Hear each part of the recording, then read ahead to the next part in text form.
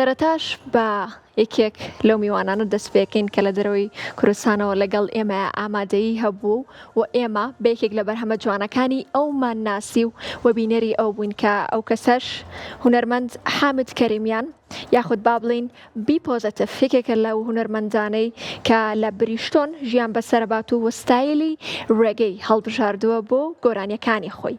اینجا ئەم هونەرمەندە بەرهەمێکی پێشکەش بە کورد و کوردستان کردو بە ناوی کوردیشمان و بەرهەمەکەی بە زمانی ئینگلیزی بووتۆ و بە شێوەیەکی ڕاستەخۆ کاک حامدمان لەگەڵایە. کاک حامد سڵاوت لێبێ، ئەم کاتە و باش بێت. زۆر سپاس بۆ تۆ کە بڕیارەیە ئەمڕۆ لە کورسات مەگەزینەوە لەگەڵ ئێمە بیت و حەز ئەکەم سەرەتاش بۆ دەست پێ بکەم حەزەکەی بە حامد بانەکەم یاخود بە بی پۆزەتیڤ. سڵاو ڕێز بۆ خۆتان بۆ بینەرەکەتان، زۆر سپاس، دەست و خۆش بێ، نیڕۆی خۆتان باش لێرە بەیانەیە بۆ من.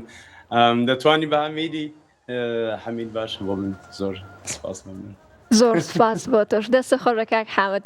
ئاوا هەمیشە دەم بە خەندەی بۆیە ناوەکەی خۆشت با بڵێن ناوی هونەری خۆت کردەوە بە بی پۆزەتیڤ لەبەرەوەی هەر بە دەم بە خەندەی و بە پێکەنینەوە تۆمان بینە. بەڕاستی ناوەکەت خەسار نەکردووە. دەست خۆش. سپاس بۆ تۆش.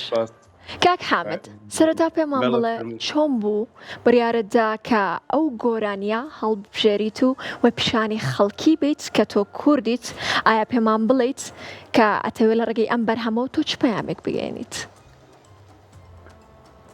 ئەو بەرهەمەم کە نووسی ئەم خاترەیە بخۆم کە لەسەر دەشتێ لە ئێرانە بە دنیا هاتیوم. وەختێگە و بەرهەمەم نووسی 100% بۆی خاتراتەکانی منداڵی خۆم کە چۆن کوردستانم لە بیرماوە، چۆن خۆشی خۆمانم لە بیرماوە، میوەکانمانم لە بیرماوە، مەسەلەن ئەو شتانە هەموو جاجە بە جوورێکی کە بتوانم ئەو گۆرانیایی بنووسم کە مەسەلەن بە شێوەیەکی موسبەتی ئەلێرە بە حالەمێ مەسەلەن فەرهەنگی مە و ئی کوردان و ئی کوردستانە بتوانم بە شێوەیەکی موسبەتی بە جوانی بە حالەمێ نیشان بدەم و پێیان بڵێم کە لە چۆ ڕاهاتوومە لێرە، چونکە موسیقی ڕێگەیم کە هەڵبژاردە لێرە موسیقێکی خۆشەویستە بۆ لای بۆ تقریباً ئەمریکاوانە زۆر لە دنیا گەورەی ئێستا، نە هەر کە لە ئەمریکا و لە خوارەوەی ئەمریکا، چونکە ڕێگەی لە جەمەیکای ڕاهاتوە، لە جەمەیکای ڕادووستیان کردووە کە وەختێک لە خودی موسیقەکەی ڕیشەی ئازادی هەن، ڕیشەی کە بتوانێت لە دڵ و ڕۆحی حالەمێ کارێ بکات کە مەسەلانەی بۆ ئازادی و بۆ خوان و بۆ خانەوادەکان دەیان هەوێ فەقەت مەسەلەن خۆشەویستی لەو دنیاەدا و دەگەڵ خۆیان و خوایەکان یەک بن. وەختێک خۆم لەو موسیقیەیدا دیتەوە لێرە من بەو شێوەی دەتوانم لێرە ڕا مەسەلەن خۆم ئەکسپرەس بکەم بەنەوع موسیقیەکی کە هەم ئادیەنسەکە ئێرە یا بینەرەکانی ئێرە هەم بە پازیتیڤی گوێیان لەبێ ئەو شتەی و بتوانن مەسەلەن شتەکەی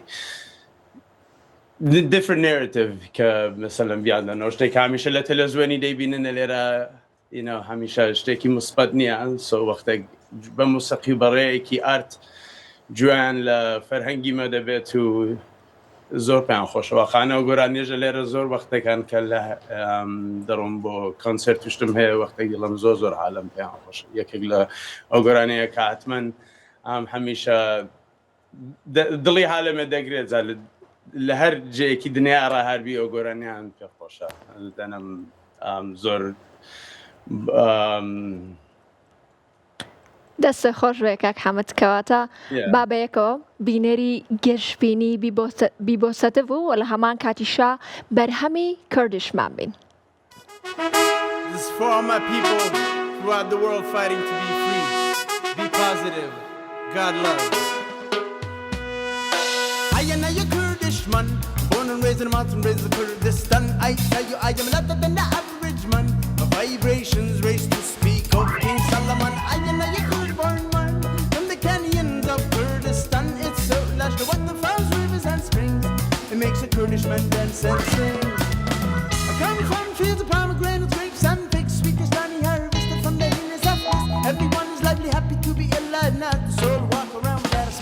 ice up. Hospitable and okay, aromas of the truth intoxicate you, eat you, you can't breathe. And then you sing and dance among the trees. Roots baby, you die and see. I am a Kurdish man, born and raised in the mountain, this is modern day. You run and let me tell you, I am another than the average man. Vibrations raise to speak of a lion. I am a Kurd born man, from the canyons of Kurdistan. It's so that the waterfalls, rivers and springs.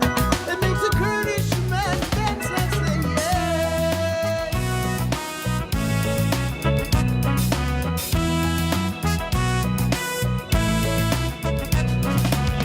Darkness attempting to take over our roots. We keep on sprouting there, set out to spread our truth. Wealthy culture, spread more love to the youth. Through the arts, we found a way to speak our truth. I am a Kurdish man, I am born in the mountain, raised in the mountain, day you run. Let me tell you, I am not than the average man. My vibrations raised to be a lion. I am a Kurd born man from Sandash, the canyons of Kurdistan. So lush, waterfalls, rivers and springs. Kurdish men dance and say yeah. دەست خۆش بە کاک حامد، دەست خۆش بۆ ئەو ئینەرجیا، دەست خۆش بۆ ئەم هەموو پۆزتیڤیەی بی پۆزتیڤ و کاک حامیدیش لە هەمان کاتا تۆ لە ئێستایا لە هەوڵی ئەوەیە تووە بە ئێمە دوتووە کە سەرقاڵی ئەوەی خۆت فێری زمانی کوردی ئەەکەی بە تەواوەتی باسێکی ئێوەمان بۆ بکەوە بزانین ئێستا لە چه قۆناغێکای لە چه مەرحەلەیەکای بۆ زمانی کوردیەکە. والله بەداخەوە دەبێ بڵم کە دەبێت جەیەکی باشتر بێ ئەمە لێرە چۆن کارەکەم و دەگەڵ منداڵەکەم و خەزانەکەم و تقریبان دەوروبەرم هەموو ئینگلیسیە زۆر کەم دەگەڵ خانەوە دەکەم شکری خوای دەتوانم بە کوردی لەگەڵوان قسان دەکەم ئەوەندەی دەتوانم هەدێقە لەوەندەم هەیە کە بتوانم بە کوردی توانم تەمرینێ بکەم ئەما دەمەوێت دەگەڵ منداڵەکانیشم 100% فێریان دەکەم چاو لێ دەکەین دادنیشین کارتۆنیشتی کوردیان دەگەڵ تەمرین دەکەم یا کەلیمەشتی حیوان شتەکان زۆرتانش بە خۆشم لێ فێر دەمەوە. دەست خۆش بێ کاک حامد، خوا خێزانەکەتە بۆ بهێڵە ینی لەگەڵ ئەوانیشە بە زمانی کوردی قساکەیت ئەوانیشت فێری زمانی کوردی کردووە کەواتە. 100% فێری زمانی کوردی، فێری غەزای کوردی، فێری ئەنوایی دەستە خۆش بێت. گۆرانی کوردیان پێ خۆشە 100% ڕەقسەی کوردی یانی منداڵەکان شکری خوایە تووکیان زۆر شادن هەڵدەپەڕن موسیقیان. دوو کچی جوانە هەیە پێم وابێت. کچێک و کوڕێکم هەیە. کچێک و کوڕێکە هەیە. خوا هەردووکیانە بۆ بهێڵە. زۆر سپاس. ئەی باشە بیرە لەوە نەکردوێتەوە کە بە کوردی بەرهەمێک پێشکەش بکەیت وە بۆچی ئەم بەرهەمە کە کردشمانە بە زمانی کوردی نەوت؟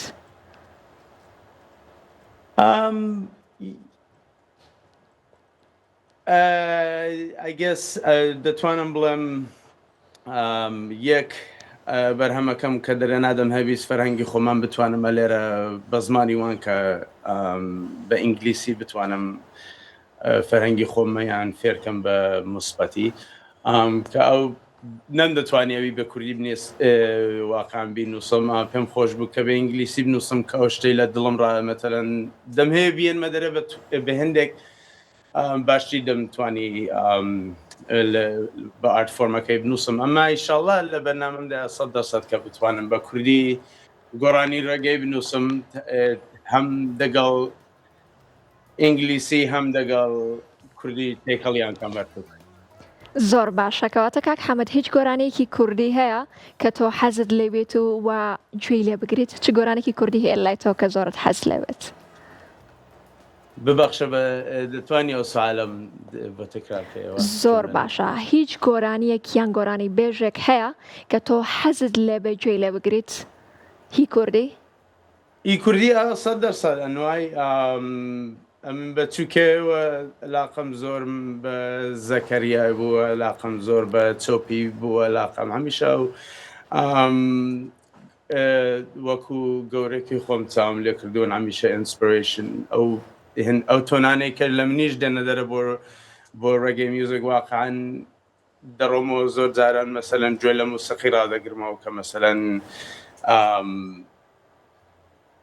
انسپایرم کە بۆ ڕێیەکیە بۆ 100% ئامن واهی ئێستاژەوانێک کە منداڵی مەسەلەن ڕەزازیەن ئەنوایی ببەخشە کە ناتوان وێستانەوەی هەمووان بێنم ئەمە زۆر حەسەن زیرەک ئۆف کۆرس کە زۆر رووسی کوردیمە 100% ئێستا گوێ لە ڕادەگرم ئارتیستی تازە گوێ لە ڕادەگرم ئەکسس دەتوانم مەسەلەن هەم لەسەر ئینتەرنێت یا لەسەر تەلەڤیزیۆنی بەڕێوە یا بەڕێی کەناڵشتی دیرا چاولێ دەکەم هەمیشە گوێ لە ڕادەگرم کە بتوانم بزانم ئەو موسیقەی کە ئەم دەگەڵی گەورە بووم ئێستا لەکوێ مەسەلەن ئەو موسیقی و ڕێی ئیکۆسیستمەکەی مەسەلەن بەکوێ گەیشتووە هەمیشە گوێ لە ڕادەگرم 100%. زۆر باشە کەواتە کاک حەمەد چ گۆرانێکی کوردی هەیە کە تۆ لەبەرە بێت و با بڵێم بیڵیتەوە؟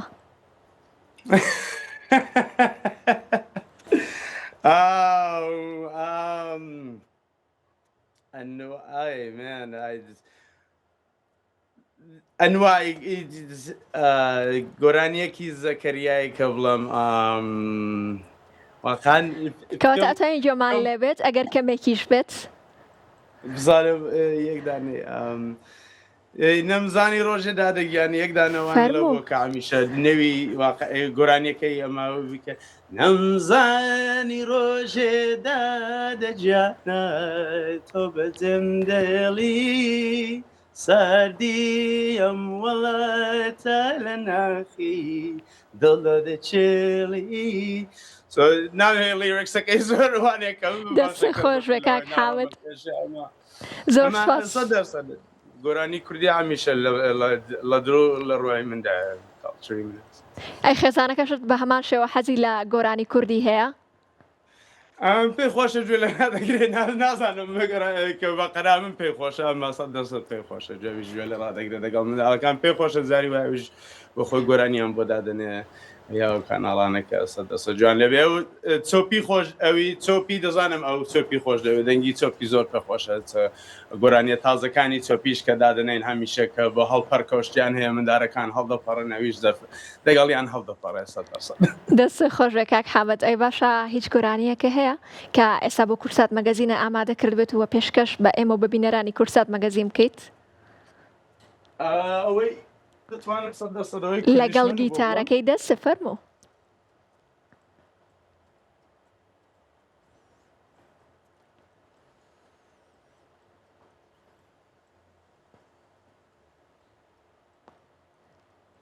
کاک حامد دەنگێ نەماوە دەنگی گیتارەکە و نایە تەنها دەنگی خۆتە هەیە لە بەرەوەی مایکێ لە نەبەستووە پێما بە ئێمە جێمان لێی نابێ یاخود هێدفۆنەکەتی ئەتوانی لێ نزیک بکەیتەوە.